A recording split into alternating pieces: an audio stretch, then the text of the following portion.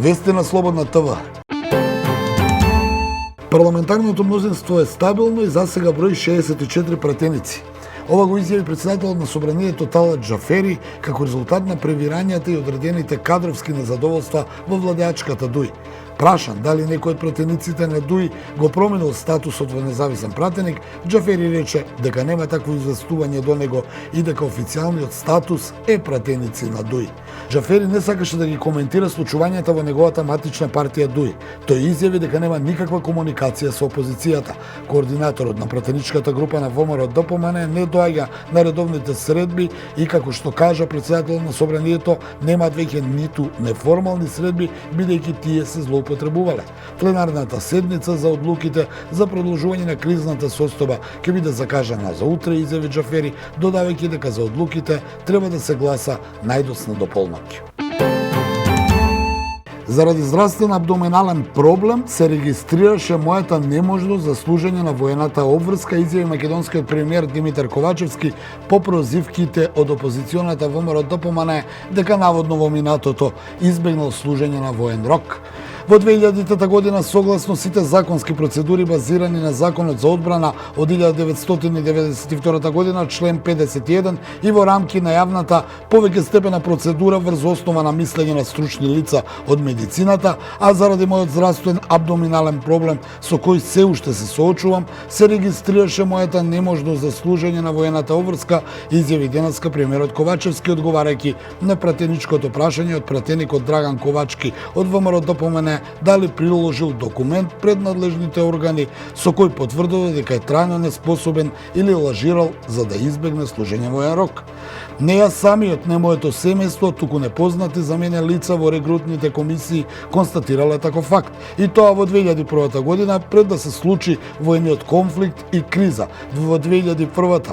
Не сум ни првиот ни последниот случај базиран на објективна медицинска состојба. Јасно, гласно и целосно ја соопштував и ја соопштувам вистината, рече Ковачевски.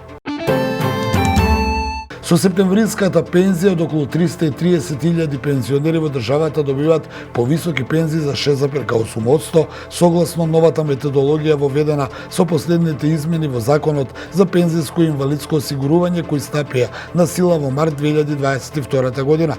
Новата методологија, како што појаснуваат од Министерството за труд и социјална политика, предвидува усогласување на пензиите со комбиниран модел од 50% пораст на просечната плата на сите вработени во државата и 50% пораст на трошоци за живот, согласно официјалните податоци на Државниот завод за статистика.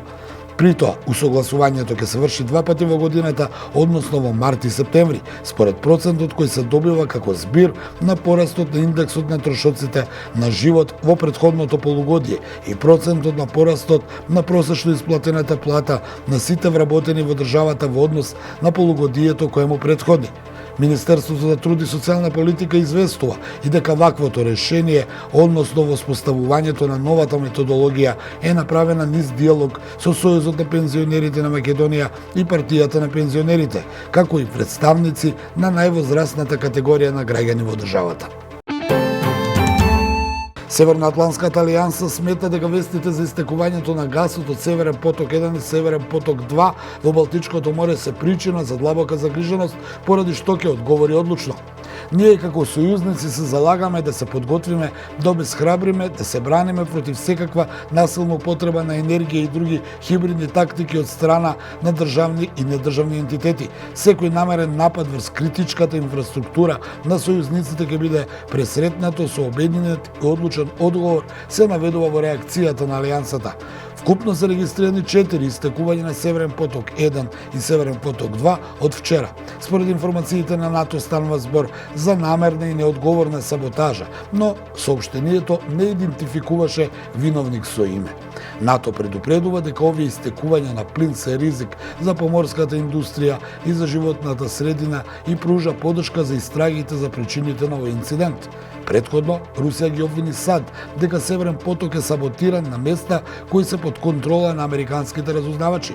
Портпаролката на Руското министерство за надворешни работи Марија Захарова изјави дека истекувањето на газ во близина на брегот на Данска и на Шведска се случи во подрачјето врз кое Вашингтон има целосна контрола. Европската унија се сомнева во саботажа како причина за истекувањето на подморскиот руски гасовод кон Европа и вети силен одговор на секое намерно нарушување на нејзината енергетска инфраструктура. Иако ниту еден од цевководите не бил во употреба во моментот на подводните експлозии, и двата биле полни со газ кој истекувал во Балтичкото море, а првото истекување било забележано на 26 септември. Шведската крајбрежна стража денеска соопшти дека е откриено уште едно истекување на газ од Северен поток 2. Договорот на Србија со Русија е изненадувачки и чекор во погрешна насока, оцени американскиот State Department.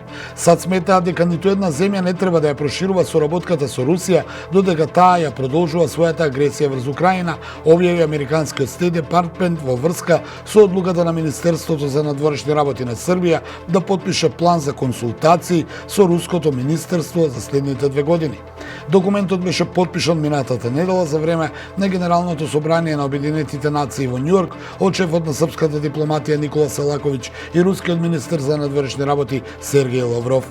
Белград соопшти дека тоа е технички документ кој е потпишан од 1996 година и дека содржи наводи поврзани со Косово и надворешната политика и дека во него нема елементи на безбедносна политика. Портпаролот на State Department синоќа изјави дека вестите за договорот се изненадувачки во целосна спротивност со другите конструктивни средби што се одржаа со српските представници во Њујорк, не прецизирајќи за кои средби станува збор. Оттаму и оценката на Вашингтон дека понатамошното усогласување со Русија е чекор во погрешна насока и е во спротивност со изразените европски аспирации на Србија. Србија треба да ги забрза чекорите за напредување на европскиот пат, вклучително и диверзификацијата на изворите на енергија за намалување на енергетската зависност од Русија и усогласувањето на надворешната и безбедносна политика со Европската унија, нагласува портпаролот на State Departmentот. Ги гледавте најновите вести на Слободна ТВ.